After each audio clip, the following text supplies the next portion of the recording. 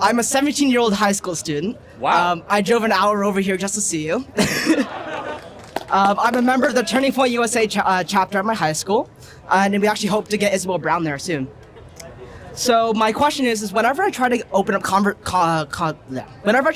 controversial topics at my school, no one ever really wants to talk about it because they just don't want to. And my question is it because politics just aren't for everyone or not? And should there be a age to when people should be able to talk about and have these conversations about politics? All ages should talk about it. Only we shouldn't lower the voting age, though. Yeah. That's a very bad idea. But we should not lower the voting age. But I just want to applaud you, man, for your leadership at Turning Point. And I'd say, look, just look around, though. Look how promising this. People are standing here for hours just to hear about political, philosophical debates. That's a good thing, regardless of where you approach these issues. In high school, honestly, enjoy the fact that not everyone wants to talk about politics all the time, because it's actually kind of refreshing to hear that there's still a remnant of that. But yes and no, I would say. And I just wanted to ask, this is a bit of an extreme example, but what age should the conversation be opened up, though, through politics? Like, should 8th graders be talking or debating about abortion? Yeah, I think that probably 12 years old, let me think, 12 would be 5th or 6th grade. I think 5th or 6th grade is where politics should start to be discussed. Yeah. Okay, and then not too deeply, like a surface level. Yeah. Yeah, and then my final question is for people who are still learning and growing their minds, like me, I'm 17. What would your advice to be for people who just want to debate more? And so debate less and read more. So you got to read at least 100 books a year. Okay? 100 books a year. If you aren't reading 100 books a year, you're not serious about your intellectual journey. You might say that's too many. You can listen to them too, right? Spend less money on booze, alcohol, drugs, and nightclubs, and more money on audiobooks. Okay. Your life will be better. Okay. Trust me. I try to be a living example of that. I try to read 100 to 120 books a year. I'm always listening to stuff, always reading stuff. I don't remember it all, but I remember a fair amount of it, and it just creates you into a happier, deeper, wiser person. And the more you dedicate yourself to reading, debating will become easier. Okay. Hey, look at this.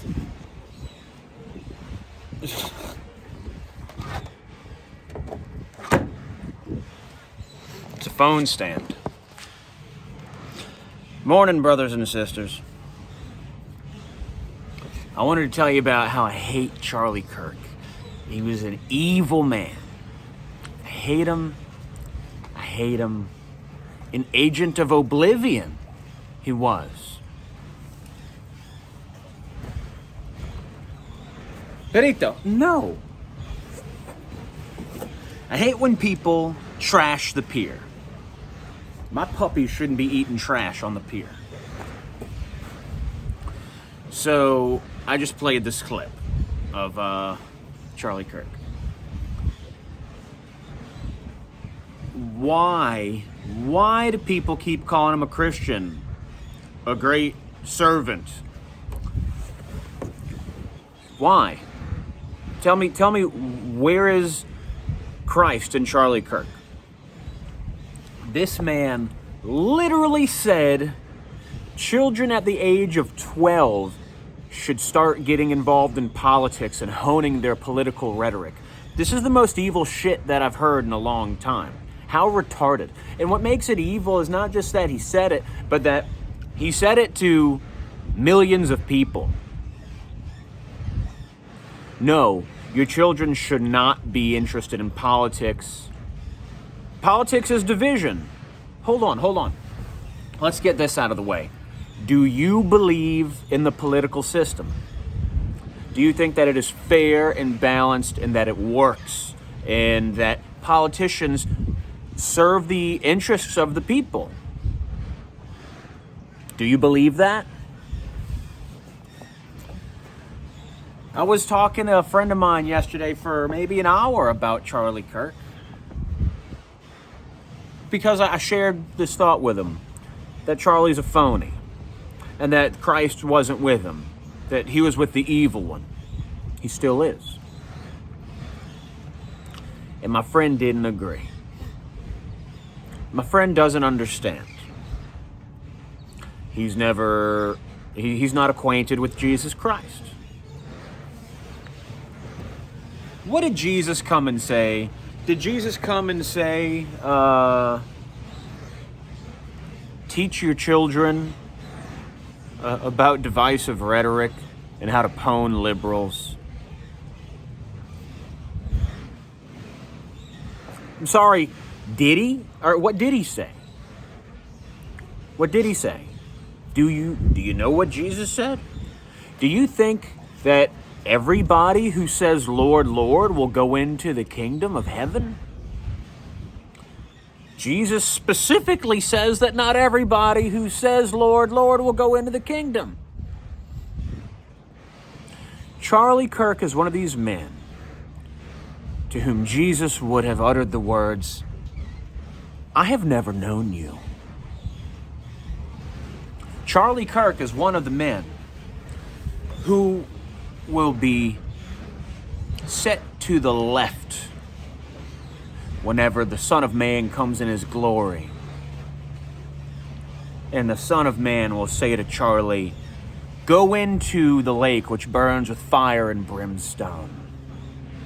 That's what's been prepared for men like Charlie Kirk, who devote their lives to getting people invested in politics. I've never heard Charlie Kirk say, when the Son of Man comes, he will sit on his throne and judge the nations and separate them as sheep from goats and put the evil ones on his left and the good ones on his right. And he'll say to the evil ones, when I was hungry, you didn't feed me. And when I was thirsty, you didn't give me drink. And when I was naked, you didn't clothe me. And when I was in prison, you didn't visit me. And the evil ones say, Jesus, when did it happen that we didn't do any of these things for you? And Jesus says, when you did not do these things for the least of the people, you didn't do them for me. Charlie never told that story because he's one of the evil ones. Because Charlie, I'm just guessing. I'm guessing that Charlie was a rich man. That Erica Kirk is a rich woman. This is just an intuition, okay?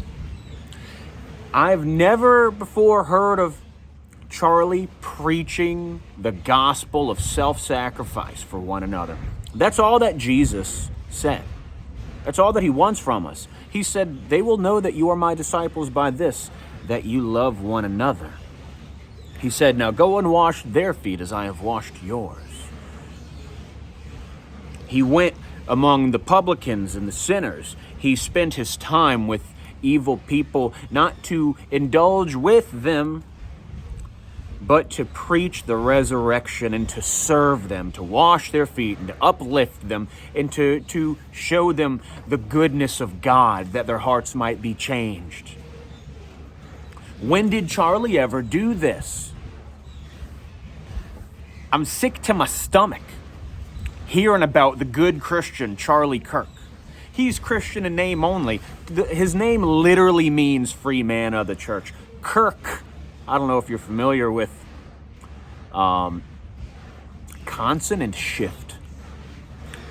Kirk and church are the same word. Charles means free man. So literally in name, he was a free man of the church, but in practice, he was a politician. He was wholly invested in raising up a generation of political people, of people who will vote for Republicans, and people who will engage in rhetoric to pwn the liberals. Jesus did not say, thou shalt pwn thy liberal friends and acquaintances.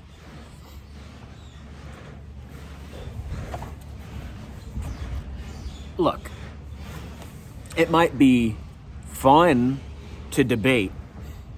It serves no purpose except to stroke your own ego. I'm not saying not to have conversations with people, but you should never go out of your way to prove someone wrong about anything. It doesn't matter. When I see what Charlie did, I see pride. Because what was it good for? Where was his humility?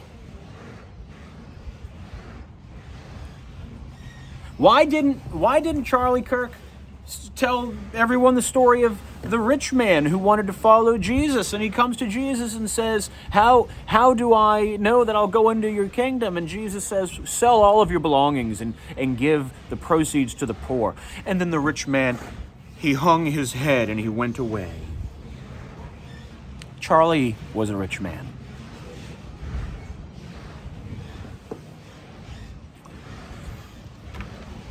Why didn't Charlie ever say, you are the body of Jesus Christ and members of him individually, and therefore the only way to worship Jesus is to serve one another by uplifting the weakest people?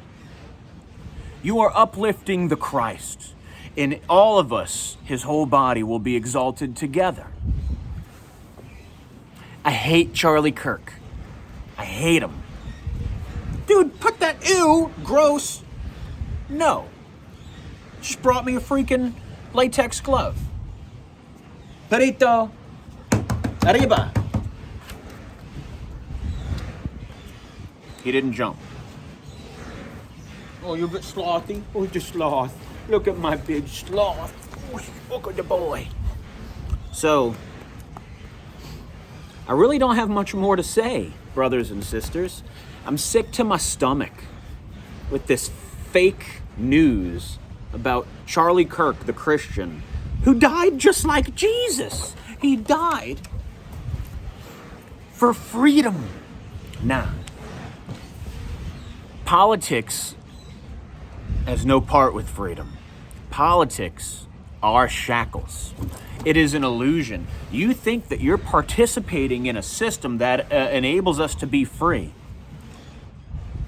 Well, what happens when the enemy has entered your midst and begun to participate in your system and has lied to you for 100 years and tricked you into giving him power? Then you have Charlie Kirk. I think 12-year-olds need to get into politics.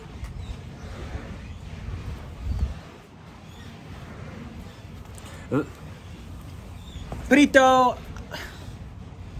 no me mueres.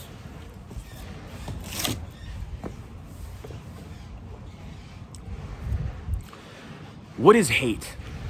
Did Jesus say, don't hate, only love? No, he didn't. Jesus said, if you do not hate your mother and your father and your sisters and your brothers, and amen, even your own life, then you cannot be my disciple.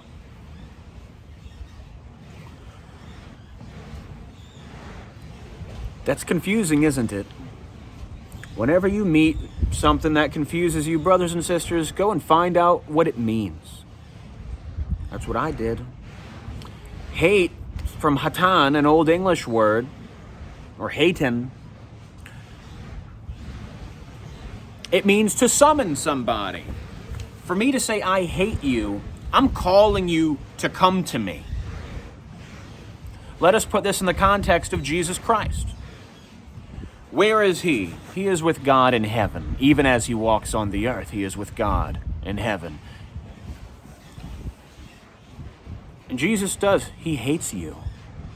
He calls you out of your sin to come to him. He is the good shepherd. And he goes to find his lost sheep, to bring them together. To call his sheep is to hate them. But you see, the English language is, look up this word, colloquium. It's Latin. It means talking together. English, as we speak it, everything has a received meaning. It's not the real meaning. It's not what stuff really means. If you want to know the true meaning of anything, seek what is called etymology. E-T-Y-M. Ology. It's a Greek word. It means the study of truth. So that's why Jesus says to hate people. That's why I hate Charlie. And unfortunately, It's too late for Charlie, and he's been judged. Not by a bullet, but by Jesus Christ.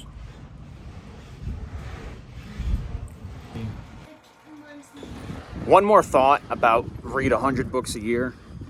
My brother did that. My brother was on a journey to know the truth, and he thought that knowledge would save him. And